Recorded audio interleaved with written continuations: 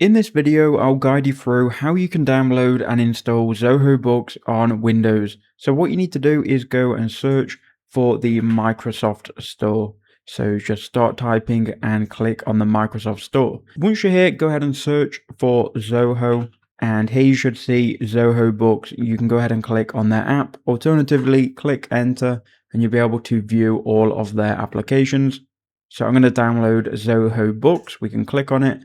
We can then click on get. Now it's going to queue that download, and once it's ready, it's going to download to your computer.